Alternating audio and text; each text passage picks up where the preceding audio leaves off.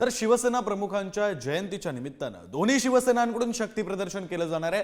ठाकरेंच्या शिवसेनेचा मेळावा हा अंधेरीमध्ये छत्रपती शिवाजी महाराज क्रीडा संकुलात पार पडणार आहे, तर शिंदेच्या शिवसेनेचा मेळावा हा वांद्रे कुर्ले संकुलामध्ये पार पडणार आहे। दोन्ही मेळाव्यात मुंबई महापालिका निवडणुकांचं रणशिंग फुंकलं जाणार आहे। उद्धव ठाकरे आणि एकनाथ शिंदे काय बोलणार, एकमेकांवर कशा प्रकारे टीका करणार, याकडे सर्वांचं लक्ष असेल। तर शिवसेना प्रमुख बाळासाहेब ठाकरे यांच्या जयंती दिनाचं औचित्य साधत शिवसेनेच्या उद्धव ठाकरे आणि एकनाथ शिंदे यांच्या गटाचा मुंबईमध्ये मेळावा होणार आहे। ठाकरे गटाचा मेळावा अंधेरीमध्ये, तर शिंदे गटाचा मेळावा हा वांद्रे कुर्ले संकुलामध्ये होणार आहे। विधानसभा निवडणुकीनंतर मेळाव्याच्या निमित्तानं हे दोन्ही गट मुंबईत पुन्हा एकदा शक्ती प्रदर्शन करताना पाहायला मिळतील।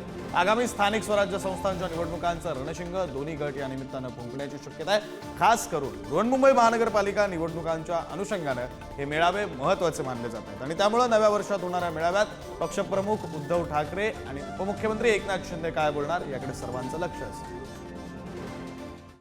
हिंदू हृदय सम्राट स्वर्गीय बाळासाहेब ठाकरे यांची आज जयंती आहे आणि राज्यभर शिवसेनेच्या वतीनं विविध कार्यक्रमाचं आयोजन करण्यात आलेलं आहे।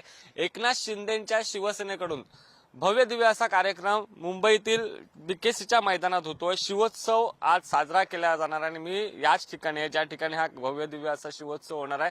त्या ठिकाणी जर आपण बघितलं असाल तर कशा पद्धतीने या ठिकाणी तयारी करण्यात आलेली आहे। स्वर्गीय बाळासाहेब ठाकरे यांचे कट्टवेज असतील, आनंद दिघे यांचे कट्टवेज असतील आणि उपमुख्यमंत्री एकनाथ शिंदे यांचे कट्टवेज जे आहेत ते या ठिकाणी लावण्यात आलेले आहे आणि भव्य दिव्य असं व्यासपीठ जे आहे ते या ठिकाणी उभारण्यात आलेलं आहे। एलईडीच्या माध्यमातून या ठिकाणी चित्रफिती ज्या आहेत त्या दाखवण्यात येणार आहेत। आपण जर बघितलं असेल तर विधानसभा निवडणुकीनंतर पहिल्यांदाच एकनाथ शिंदे आज त्यांच्या पदाधिकाऱ्यांसोबत आणि आमदारांसमोर भाषण करणार आहेत, कारण आगामी स्थानिक स्वराज्य संस्थांच्या निवडणुका आहेत आणि